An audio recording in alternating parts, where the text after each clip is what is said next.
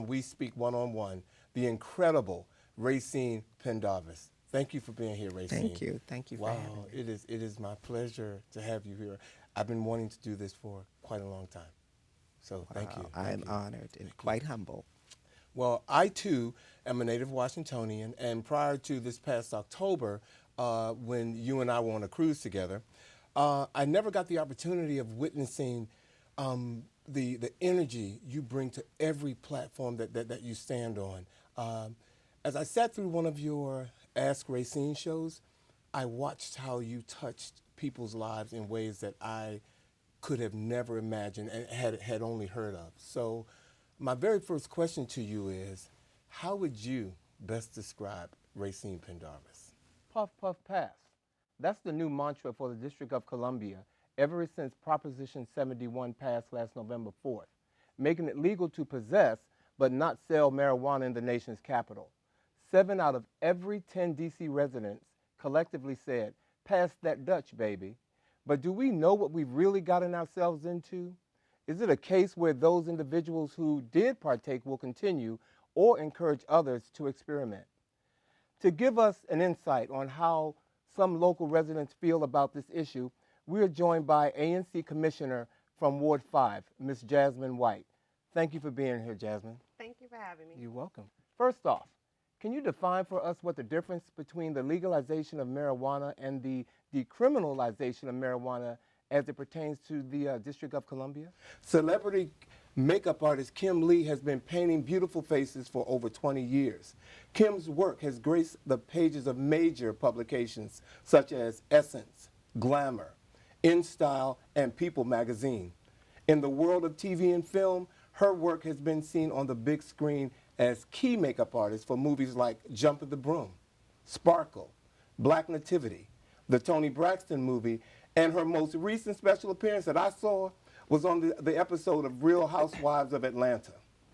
Some of her brushes with fame include the legendary Whitney Houston, Angela Bassett, Hillary Rodham Clinton, Kerry Washington, Paula Patton, Fergie, Mary, and everybody knows these two, Venus and Serena Williams. Family, join me in welcoming to the We Speak One-on-One stage with the fabulous Miss Kim Lee. Kim, welcome to my show. Thank you for having me. I appreciate it. I am so incredibly honored to have you. Wow. I'm incredible. I feel, God, I can't even speak because watching you grow into Kim Lee has been as exciting for me as if I had a child. I don't have any kids, but it's been that exciting for me. Statistics show that 1 in every 6 male youth will experience some form of sexual abuse before he reaches the age of 17. The gentleman seated next to me is not a statistic, but a survivor. He has documented his journey and that of other survivors in a documentary called Whispers in the Night. Mr. Corey George, thank you for being here today on We Speak. Oh, well, thank you for having me today. Thank you. It's my pleasure. But before we get into our discussion, I was moved by your YouTube clip, Chapter 2, Darkness Falls. And I wanted to say personally how brave I think you are and how much I applaud you for sharing a vehicle that expresses a topic that so many young men carry with them their entire lives without sharing. So if I may, I got a couple of questions for you today. Sure, please. Okay. What was the motivation behind the production of Whispers in the Night? You are a phenomenal woman. Thank you. First and foremost, that you're also a mother, a motivational speaker. Mm-hmm. You are a licensed minister, and all of this while holding down a position at BET Networks, mm-hmm. Broadcasting weekly beauty segments on Radio 1. In addition to being a beauty editor for Sister to Sister magazine. So my first question to you is, how in the HECK do you do it all? I started writing the story, I guess about maybe 3 or 4 years ago. Mm-hmm. I was asked to write a short story for a magazine, but I was working on a novel at the particular time, so I just kind of kept it. Then I think it was like last year sometime, I kind of picked it back up and I started reading through it, and I started to wonder how would this actually read as a novel? So it went from 7 pages to almost 200 pages. Well, you have to know that this story is like right now with everything that's happening with the Supreme Court, and we have athletes who are coming out of the closet, and now you're going to jump in the arena and write a story about a same-gender loving slave. And isn't that crazy? I'm just glad you're here. Yeah, right. Okay. Well, I guess it's just coincidental, you know, and it's like, I think it's always been happening, and, you know, people are always kind of like talking around it. So now you have to kind of talk about it. It becomes a topic of discussion over coffee or tea. Well, I've had mine over drinks, coffee, tea, whatever you want. I've had a lot of things. I've had a lot of things in front of me while I've been reading this book, but that's another talk show. Oh, first and foremost, I am a child of God. I am, I like to say, Mother Earth to the gays, and the queen of shameless plugs. But most of all, I walk in my light, and I walk in my truth, and I'm free. So I think that those are all parts of who I am, you know, and I'm open to always learn and let life teach me different lessons. Well, it's funny to say that you're open, because that was one of the first words that came to me being on the cruise and watching how people interacted with you. And I'm not going to go into it, but on that cruise you wore many different hats. I saw you consoling people who had just walked up to you and said they had a problem, to you seeing people acting out of character and you walking over to them and letting them know that that they could probably do what they were doing in a different way. So I saw how open people were and how they trusted you. Wow, that's a blessing. I think when you're in tune with who you are and whose you are, and understanding that it is bigger than you, and when you walk in your light and you walk in your truth and you're open to spirit, you're open to help people, and you see when people are having problems. You could see people when they're going through things, and you can see if it is some form of mental health issue, Right. or surrounding addiction, or if they're acting out just for attention, or if they just need a hug, or just need to say, it's going to be all right. Right. So I think the goal of Initiative 71 was to remove criminal penalties from the possession of marijuana, because it is essentially a victimless crime. So for an adult who is 21 or over to possess up to 2 ounces of marijuana theoretically hurts no one. And so I think that making sure that we are not penalizing people for crimes where there are essentially no victims is something that the district government has to consider. It really does not do us any good to have people locked up in jail for smoking weed. So there's so many other penalties that come with that. So we have young adults that might have a felony. As a result of those felonies, they're not allowed to apply for certain jobs. They're not allowed to apply for student loans. So I think that making sure that it is decriminalized so that people do not have to worry about those penalties is really important, and I think it was a very brave move by the DC City Council. Wow, thank you. I understand that you recently attended a meeting with some of the residents from your ward. What was their take on this situation? So in Ward 5, we have a lot of seniors. So we have an older community of people who have a certain association with the use of drugs. And I think that obviously there's a negative connotation to that, and people think drugs, they think crime. And when it comes to marijuana, I think that research has proven that there is no real connection between the underhanded drug world and smoking or possessing marijuana. So a lot of the residents were concerned that people are going to be smoking outside, they're going to have to walk through clouds of smoke when they get home. And so I think that we have to think about this like prohibition. So at one point in time in this country, alcohol was totally illegal. Right, exactly. And so regulation had to be put in place so that responsible adults could consume alcohol and use it recreationally. I often pray for balance. God gave us 24 hours in a day, which means that there's enough time to do all the things that you need to do if you keep him first. and if you prioritize. And so some days you spend more time being mommy, other days you spend more time being a makeup artist. What I've realized is that you can't, be top heavy and just focus on one thing constantly, so that you have to take your life. And I put it, actually, it's so funny. I learned this in college. I was in law school. And so I'm very analytical. So you take your life, you put it in a pie, and you categorize everything. And you got to look at the slices of the pie and say, you know what, which piece am I eating today? And when you see one side of the pie, just about done, and you look at the other side, you're like, I haven't eaten that side. I got to come over here. So I do that all the time, and I see things metaphorically. So for me, I always make sure that I'm balanced, and I don't always get it right. Sometimes things do lack. Sometimes things aren't perfect, but what I have been able to accomplish in my lifetime, I'm pretty, thankful for, and definitely honored to hold so many different, positions. And it all says give back. Right. I'm a woman who gives back, who loves to serve people.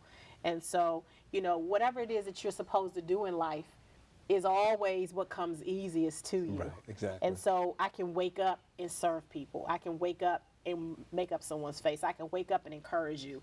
I can wake up and motivate you and be your champion and your fire starter, and so I can do that with my eyes closed. I can wake up and be mommy because I love, making sure my son is taken care of. So those are the things that I do easy. So it's not, it can be difficult in terms of timing, but in terms of effort, it's never difficult.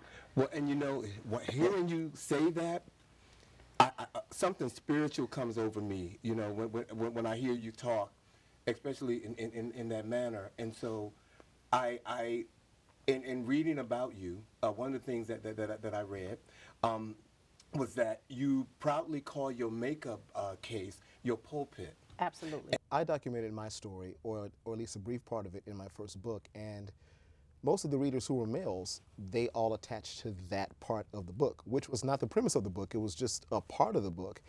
And I was realizing that I was hearing hundreds of stories, but no one else was hearing them. And these were all black men. Wow. And I realized that this topic, although I spoke out and I knew a few other people who have spoken out, that this is still a topic that is taboo, and it's not even an individual topic, it's a family topic. It's a societal topic. And especially within the black male community, it has such a ripple effect, not just with the person, but everything that they touch is affected by that adversity. So I felt it was my duty to bring forth not just stories of sadness and pain, but stories of victory, so people who are still silent can see what that looks like on the other side. Okay.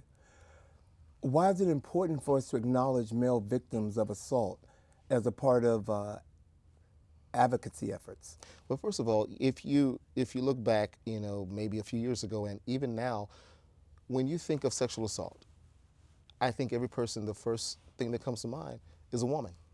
That is true. That's what we think about. Now, that's not the fact, but that's what we think about based on the way that it's been advocated in the past, and even up until now. It's been kind of recent where it's been kind of slanted towards men, but in my opinion, not as much so, because we are a harder nut to crack because we have so many things fighting against us that it keeps us silent.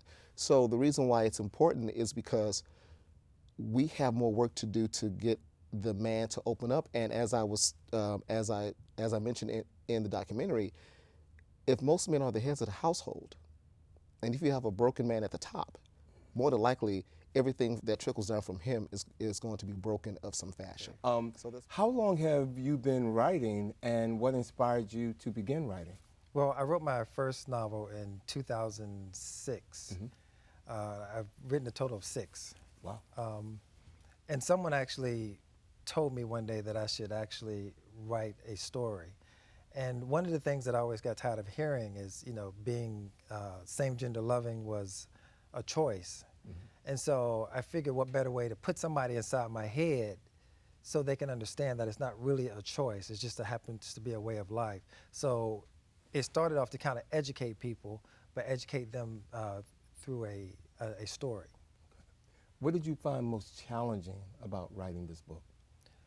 The dialect. you know, because the dialect in the 1800s, because, you know, black folks, they weren't able to read, and it was, you know, it was against the law, or, and so if today, if you were to pick up a novel that actually has that dialect, you'll probably kind of put it down because it's like, it's kind of hard to get through. So what I did was the narrative of each slave, I put it in today's English, but I sprinkled a little of the dialect throughout the narrative. But when the slaves are actually talking to each other, that's when the actual heavy dialect comes into the story. Well, I have to admit, when I was reading it and reading the dialect, it was so clear to me. And I'm sure that was a combination of how the book is written, how you depicted each character. Right. And when you go from one chapter to the next, it just draws you in. At the same time, I'm thinking, oh, there's going to be some mad people out here today. Yeah, and it so will I'm be. thinking, wow, but the way you wrote it, it was just, it was brilliant. So Thank I'm you. just going to say it was brilliant. Thank you. Reading the book seems so real. How did you do your research? Well, I've watched a lot of Roots over and over again, and they have actually an Underground Railroad tour here in D.C., and I took the Underground Railroad tour. I'm sorry, it's in Maryland. And, you know, just kind of like walking to the woods and just hearing them talking about what they actually went through and telling you what things to look for was actually a big help. And, you know, now today we have Google. You can Google a lot of information, and so that pretty much helped me with a lot of my research. What did you learn, if any? No, I won't say if anything. What did you learn most about writing this book? How I actually took my freedom that I have today for granted, because, you know, the 53 years that I've been here on this earth, and not one time have I ever thought about my ancestors and why I have what I have today. You know, we stand on their shoulders because of what they did, and they did what they did, so not just so to survive, but for us to be able to have what we have today. Wow. So that was really an eye-opener for me. I felt kind of ashamed because, again, at that one given point in time, have I ever thought about that. Paris is Burning was filmed in the mid to late 1980s. It chronicles the ball culture and the African American, Latino, gay, and transgender communities involved in it. Some critics consider the film to be an invaluable documentary of the end of the golden age of New York City drag balls and thoughtful exploration, race, class, gender, and sexuality in America. Others have criticized it as exploitative and fetishizing toward transgender people of color. The names Soul, Freddie, and Kim Pendarvis were mentioned in the film. Is there any relationship to you and these characters that were mentioned in the film, Racine? Yes, they are. They are all of my dear friends, and they are my brothers. And I am a proud member of the House of Pendarvis, and I've been for over 30 years. And many people don't know Avis, who was one of the first founding members of the ball culture itself when houses first started out of the original four, which were Dorian Corey, Paris Dupree, Pepper LaBeija, and Lord have mercy, please forgive me. It is Pepper, Paris, Dorian. Kevin Ambias? No, that's a D.C. house. The D.C. house. But out of the four houses were the house of, give me a minute. Can y'all?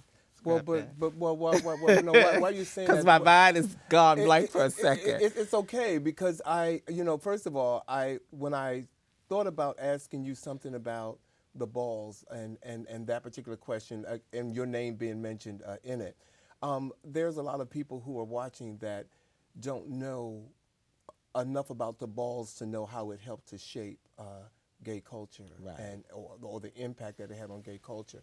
So I wanted to make sure that Good, and I received that. we got And here that they go. question. Okay. Unfortunately, many of them are not with us anymore. So it's a very emotional when people ask me about that, because it was Dorian Corey,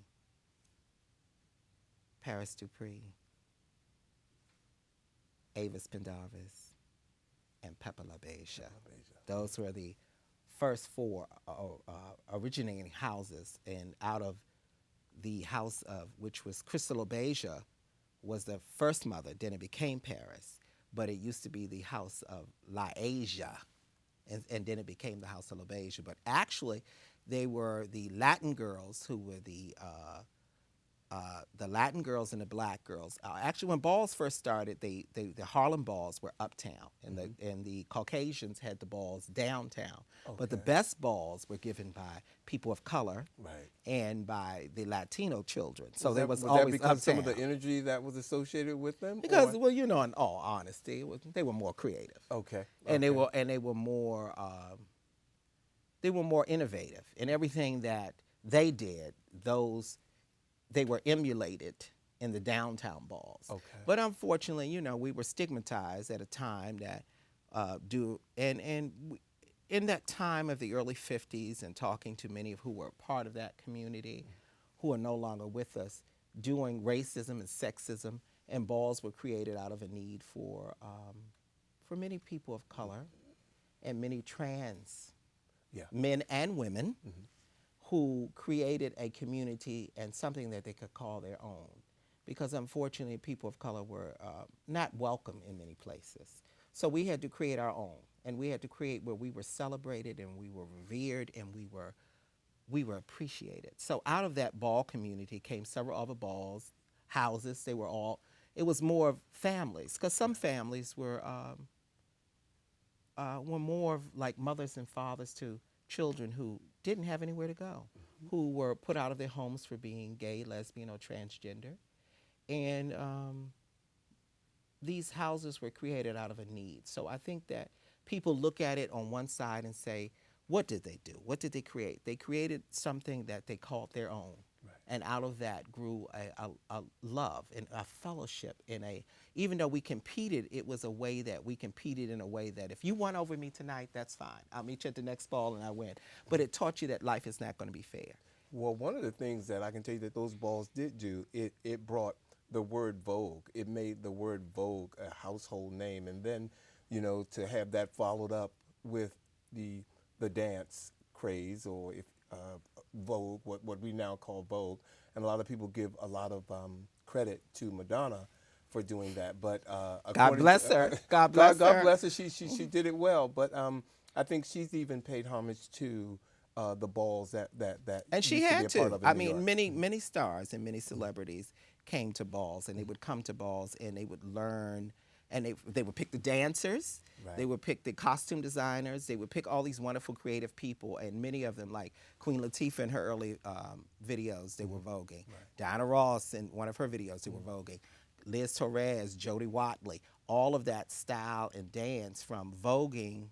Voguing evolved out of what we called the LGBT community in ballroom, but there was whacking, voguing, and breakdancing. So all of it is all similar to one another. So it is amazing how whacking is now the biggest craze. When you look at it, is a form of voguing and a form of breakdancing. Right. So, and pop locking, like the lockers. So it's all kind of amazing how the evolution, and God bless Madonna for bringing to the forefront and opening up the door for America to see it, and see it in a way that people in their homes could see people voguing, but yet we're like, oh my God.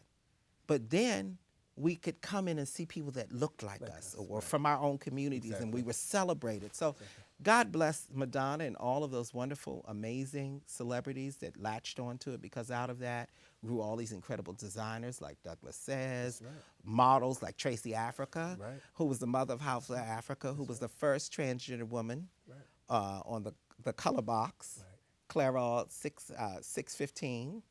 I didn't know that. Yeah, So she obtained many beauty contracts and was a transgender woman, but wasn't known at that time. Right. But competed in the ballroom. So I think before there was Laverne Cox, before there was a Janet Mock and so many others. There was Caitlyn Jenner. or Caitlyn Jenner. Right, There okay. was a Tracy Africa who Exactly. paved the way, and God bless her, who's still among us and still looking fabulous and over 60 and slaying it. Well, hopefully we will see her soon, but I give credit to the ball. So thank you for sharing that with us. Do you foresee a day where DC will have marijuana shops that can do their business in other states, like they do in other states like California, Seattle, perhaps? I do not. You do not? So I think because of congressional interference, it would be very difficult for the District of Columbia to have that kind of sale of marijuana the way they do in other states. So it's not necessarily about the business structure, it's about regulations. And so because the possession of marijuana is still illegally federally, and there is so much federal property and federal land in the District of Columbia, I don't really see that can happen anytime soon. So right now, even though it is legal to possess up to 2 ounces of marijuana, if you were on the National Mall, you would be arrested. So if you were on any type of federal property, you would be arrested. If you live in public housing, because that is federal housing, you will be arrested. So it is not totally legalized. You are the founder of a nonprofit organization called Inner Skins. Tell us about Inner Skins and how you got started. Inner Skins is something that happened from my heart. There's so many women who I found myself volunteering with who are transitioning back into the work world from drug and alcohol addiction. And so Inner Skins is actually something that I require those that work for me to work in.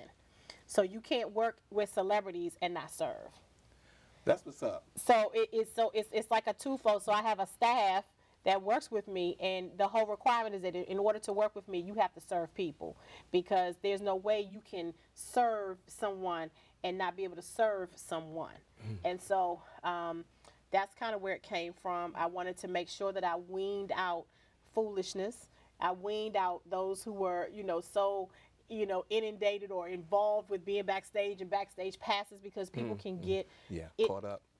confused. And social media has done that. Social media has caused us to now want to be in front of the camera, where we feel like, oh, we always have to, have our, selfies with people and things like that. But no, honey, you're here to serve. Right. And so I make sure that my staff serves the community. And so what other women would I serve if those are in need? And so God led me to work with Hannah House and Covenant House and House of Ruth. So I work with battered women and women, again, that are transitioning back into the work world, who don't necessarily know how to dress for work, dress for success. Those women who don't necessarily know, the difference between club gear and work gear and things like that. I work with them and teaching them how to keep their hygiene intact. And so those are some of the things, again, that come easy to me. It's what I do for a living, so why not give back to the community? So that is where Inner Skins came from, learning to love the skin I'm in. For so often women, love other things, but they don't love the skin that they're in. That's right. And so they'll love your skin, they'll love her skin, they'll love his skin, but not their skin. Right. So it's important that you love the skin you're in. So that's where Inner Skins came from. You feel that the resources that are available for victims properly target male victims of sexual assault? I think that the resources are adequate for both sexes, but in the way of targeting, we still have a way to go. We have these vehicles in social media in various forms that we can actually cater. I recently saw a promotional, it was a PSA, and it kind of saddened me because it was strictly talking about women.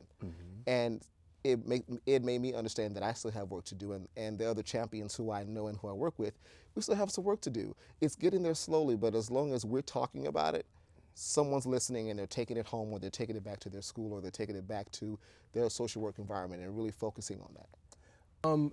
Has writing your book given you a different outlook on something that you've never experienced? I know you kind of alluded to it just now in that answer, but is there anything specific?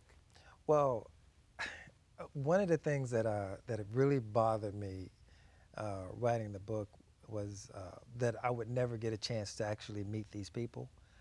Now, this is crazy, it's not going to sound weird, but it was one night, it was a Sunday, and the book was done. It was at the printer, so the book wasn't on my mind. So I went to sleep that night, and there was this dream. And it was like I was in a hallway, and every time I go around the hallway, I would reach up and I would turn a bulb, and then there was a different person. A person would appear. So as I continued to walk around, there were slaves that I was actually walking with. So one particular time when I came around and I turned the bulb, appeared this woman, and I can't remember the name that she gave me, but I can see her so clearly, and she hugged me and said, "Thank you for telling this story." Wow. And so when I woke up, I was like, "Wow, I wonder if it was just me wanting to meet, my ancestors, and creating this in my head, or was that my opportunity to actually meet someone?" So rather than ponder on it and dissect it, I just left it as it is and just hope that that was my opportunity to meet one of my ancestors from my past. Wow. So this was after This you is had after written the book was done. after you had written the book. Yeah. Well, the universe is pretty powerful. Well, and that's what they say. That's what they say, Yeah. and a message is a message, Yeah. and you sometimes have to just take it, like you said, Yeah. for what it was, Yeah. and move on. Well, okay, I I can know it actually sounds see crazy, that. I know. No, it doesn't. It doesn't. No, it really doesn't sound crazy because I relate that to, my mom died when I was 30, and still today, certain things will happen, and it's almost, I can almost see her standing there giving me advice Right. on things that I should be doing as a 56-year-old man. Yeah. No, that's not crazy at all. How is this book different from your previous work? Well, the era, definitely, of course. I think that's the biggest difference, but the freedom that the characters had in the books in comparison to my other novels. Of course, in the newest novel, they didn't have the freedom that the characters actually have in this particular book, but the struggle that they have in all the books are pretty much the same. Okay. Whether it's been same gender loving and being accepted, or because of the color of your skin, or just because of your sexual orientation. You said something that made me think of that. When you say it's the same, I cannot even, after reading the book, okay, I mean, to have a same gender loving relationship during slavery Right. versus now, Right. again, with everything being so open. I won't say everything being open, but there are more opportunities. Right. You really took a stretch. I Right. mean, you had to dig deep. Right. Because I'm sorry, I didn't mean to No, cut go you ahead, off. go But ahead. because when you really think of it, back then they probably didn't know what it was. Right. And and if it was wrong, I mean, it's how can loving someone be wrong? Right. And what do you call it? Right. Especially So- someone that's not the norm, if Right. you will. It's not, a heterosexual relationship. Right. Right. Right. Okay. Do you feel that talking about sexual assault makes people uncomfortable? Definitely, but that's why you have to. Okay. If it's comfortable, then it doesn't get as excavated because it's comfortable. So you talk about it and you move on.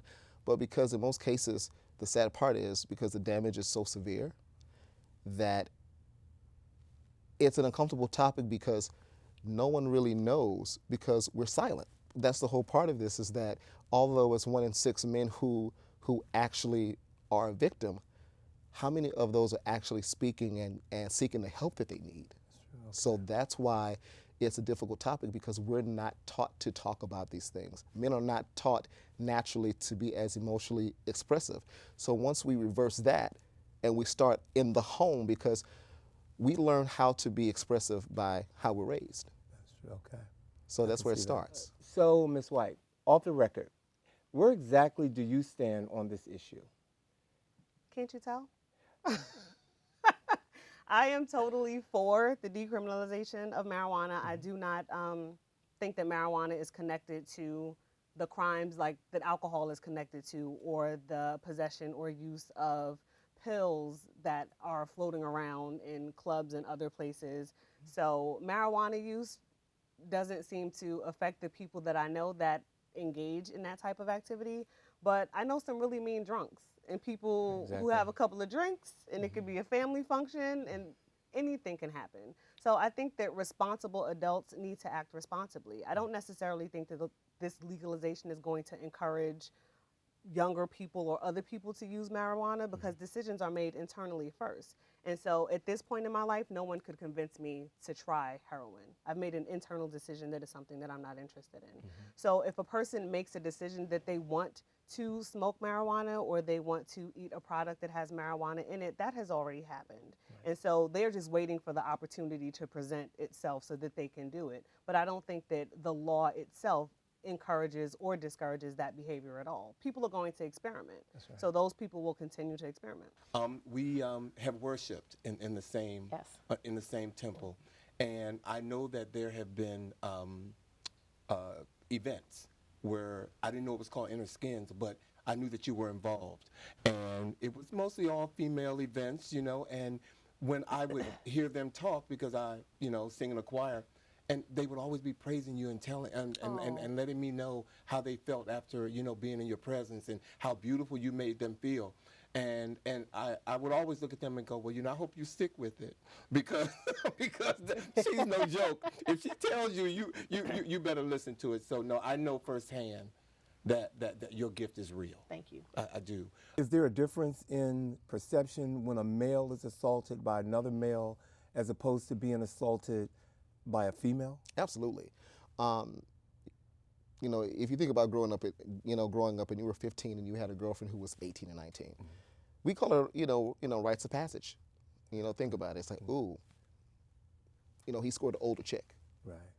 But if it's between two men, you have the stigma of, okay, he must be homosexual, or the victim may think that all of a sudden he must be homosexual, because the problem is, even when you touch on the religious aspect, we're taught that being gay is an abomination before we are given a pass as to how we were oriented into the experience. So yes, I'm taught that this is a sin, but there's no pass given if it was forced on me. So you grow up with that stigma within yourself, thinking, although I know I'm straight, when this happens, I'm worried about what everybody else thinks. Right. So again, all of these things are targeted to why we're still silent about it. Is that when the guilt pretty much plays into or comes into play? I think the guilt starts as soon as it happens, because you can't reconcile it, because no one talks about it. So what do you call it? I mean, if you're 4 or 5, you don't know what to call that. Yeah. Like, there's no name for it, and you know it's unusual, and you know it's wrong, but you can't even call it what it is. And then when you find out what it is, it's hard to wrap your brain around it, because you've already had the stigmas already thrown at you before you even known it. I think all my life I've been fighting for something, for all injustices across the country. If you don't stand for something, you're going to fall for everything. How about that? How about that? That's right. So I think that I could say that I march with the king and I march with the queen. So I think that if you look at your life and see that it has been able to make a difference or make a change, or you latch on to something, especially with the fight for eradicating HIV and AIDS. Right. And here we are on the eve of 2006. That's right. With a possible cure with PrEP and PEP, and to be able to be brought into classes and go across the country and be a PrEP and PEP ambassador. And thank God for so many entities and so many companies and so many people who are fighting in that cause. But I think that I've been so blessed that I saw a need early on, and I saw people who were HIV and AIDS is not what it was 30 years ago. And I think that 30 years ago was a death sentence for so many. And when people were diagnosed, they didn't know that they were going to live and see tomorrow. Well, see, and that brings me to my next question to you. Looking back on when AIDS began to ravage our community in the late 1970s to when you began your fight in the mid 80s.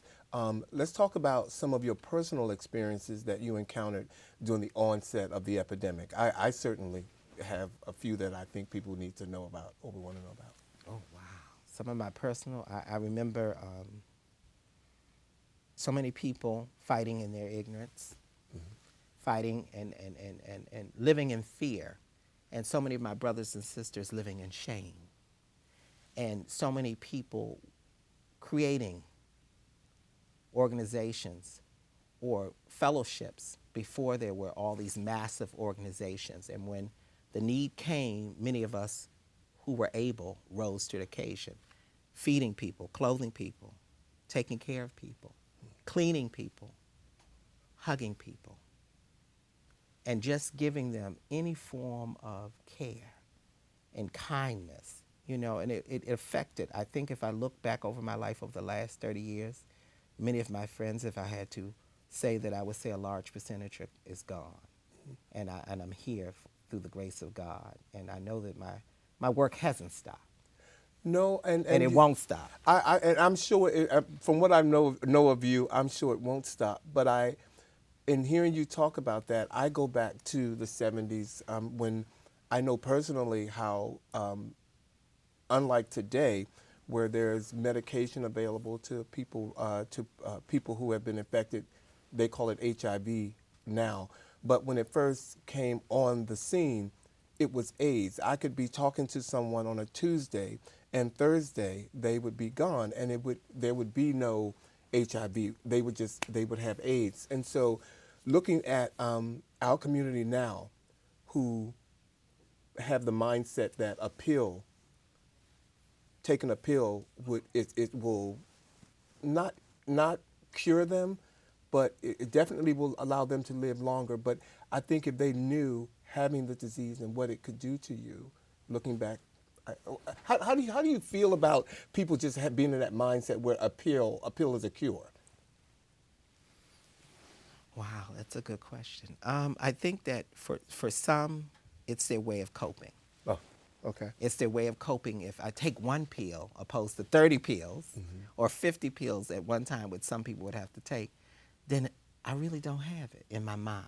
But and people have to find the peace within, wherever they are, with finding that ability to be comfortable and be okay with it.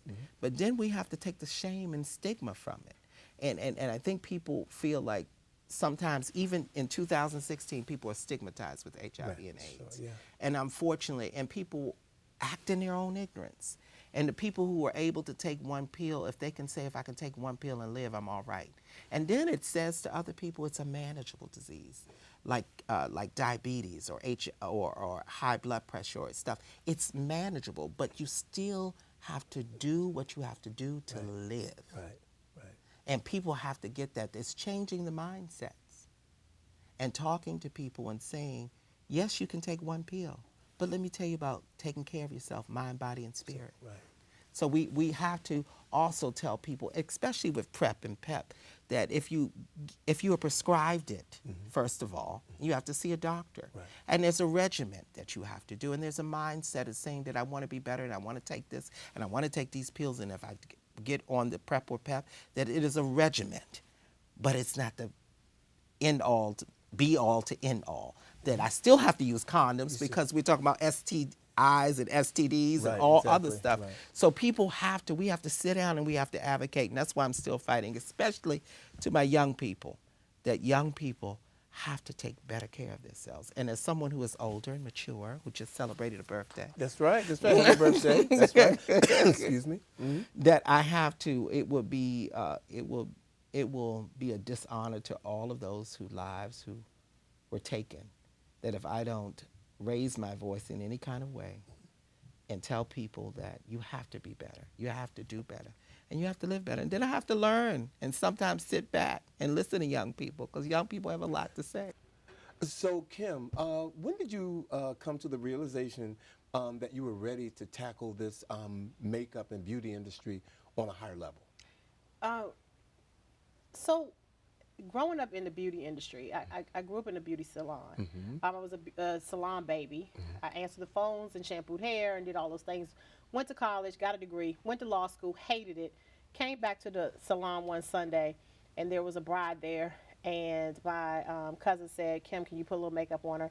And when I put the makeup on her, I remember spinning her around in the chair. And I remember her looking in the mirror, and tears began to fall. Of course, I'm thinking to myself, I've ruined it. I hate law school. I ruined that. I hate this. This face is a mess. I ruined that. But when actually it was the opposite, quite the contrary. She said, I'd never look more beautiful. Wow. And it was my aha moment.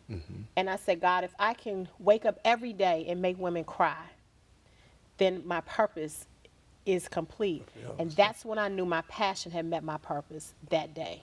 And from that point, I knew that I was going to have to make some serious decisions, which many people are not brave enough to do. To leave law school and to leave I was going to Georgetown, so to leave Georgetown and make that decision to pursue makeup is in a whole nother world.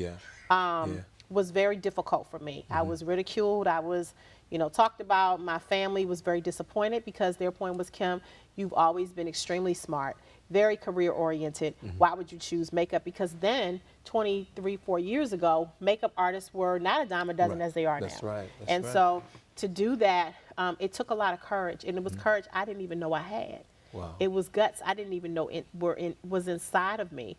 And so in doing that, I was very scared. I felt like I was in the water, swimming, and I couldn't see the shore. And you don't know which way to go. And you're pedaling, and you're swimming, and you're looking around, and all you can see, as far as your eye can see, is water. Wow. Wow. That's I like that metaphor. I like that. That. And so for me, it was one of those things I said, well, God, you just got to be my fins. You're going to have to push me. You're going to have to be the sail behind this wind. You're going to have to push me to shore because I don't see my way. And he did. And I'm thankful because from that point, of course, I started working with you. And I was able to travel around the world and see the beauty of the beauty industry firsthand. I feel like I kind of cheated, and I think that God allowed me to cheat because I trusted him so much. It's something about faith that just, when you have faith, That's right. you can move mountains. You sure can. And you end up leaping you sure over. can. The Bible says he'll give you hinds feet. You end up leaping over things that normally other people have to climb and do. That's right. So that faith allowed me to be able to travel around the world with you, on tours, and be able to stay in great hotels and be able to be backstage with, with top-notch producers and directors and to have a call sheet and to have a green room with food and, all of the things, little things that makeup artists, unfortunately, today never have an opportunity to see. Wow. You know what I mean? They never have an opportunity, or they're working towards that. And so I feel like God just kind of threw me out in that water, and next thing I know, here I am on this beautiful island, and I am literally taking in all of the perks that come with the island. I got the sun, I got the palm trees, I got all this stuff, just all at once. And I'm just so thankful for that because it's that whole faith thing. And then from after that, I started working at BET. So it was like I never really worked my way up. It was like that moment when she cried. Was your turning, or your moment? Was my moment. Your moment. And from that point on, I never looked back to law school. Never had a desire to go back. Couldn't even tell you anything about civil procedures. Couldn't care less about anybody doing, clerkships.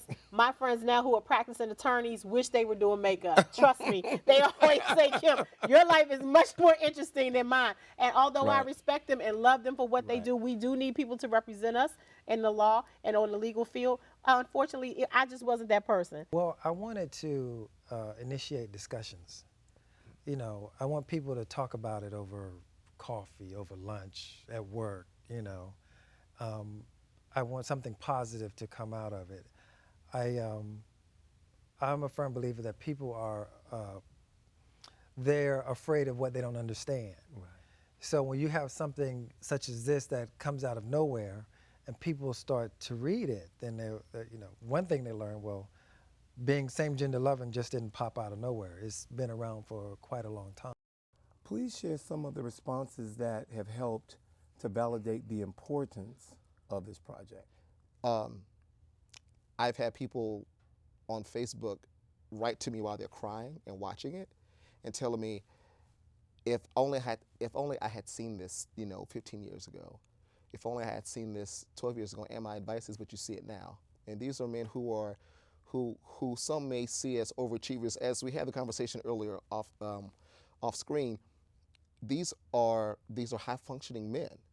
But sometimes the reason why they're high functioning is to balance the low functioning emotion that comes from that process. So it's been overwhelming responses, but they're all along the same lines of thank you for sharing this story because you spoke my story, and that was the reason why we had 4 different stories, mine and the other 3 guests. I wanted to paint a picture of the fact that it does not matter what family background you come from. It does not matter what social class you come from, because again, it's about the predator. Right. It's not about the victim. It's a predator who chooses their victims based on their need for satisfaction. What advice would you give someone breaking into the industry business who aspires to achieve the type of success you have? Never give up. I know it seems general. I know it seems cliche, but it's very true. You cannot give up. If one door closes, you need to go into the back to another door. If that door closes, then you need to jump through a window. If the window is locked, then you need to come through the roof like Santa Claus. But whatever you do, Go get it. you got to get it. And you can never give up. And I never take no for an answer. And I taught my son that. He's like, Mom, you never give up. He was like, I can't believe you. I said, I am diligent and I am resilient. And if I can't do it, I'll go to sleep on it.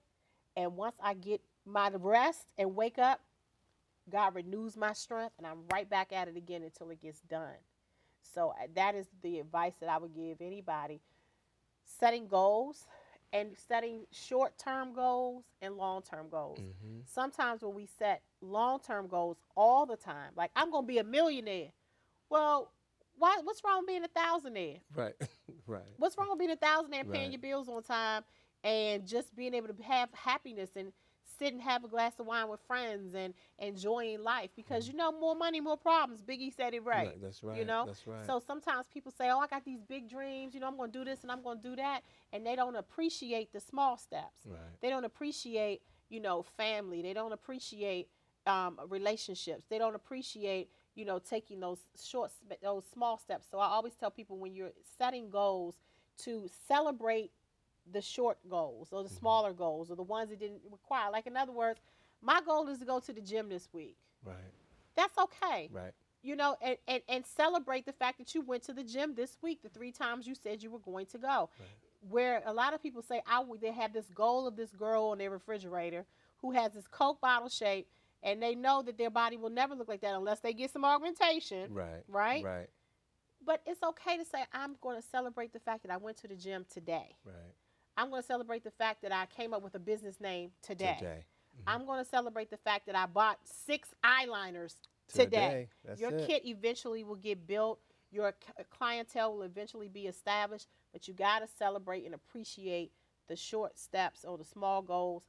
And then eventually they turn into those little rocks, those little stepping stones, turn into mountains. Dwayne Vernon, thank you for being here tonight. I would like to thank Jasmine White for giving us a look at this issue from the point of view of a political power player. Racine Pendarvis, it has been a true pleasure. Corey George, thank you for giving us your insight. This is going to bring our show to a close, and I kind of don't want to see it end.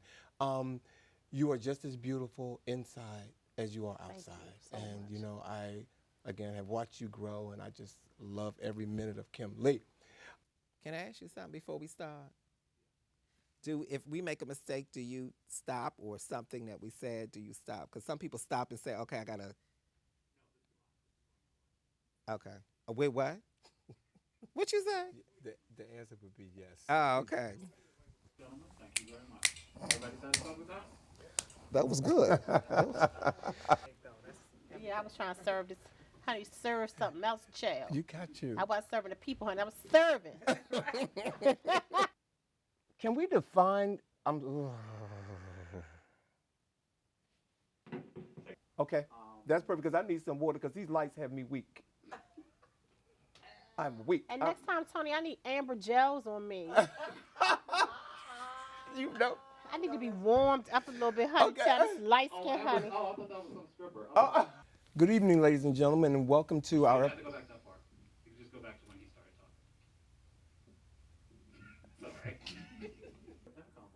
Can you come to We Speak, please? In 5, 4.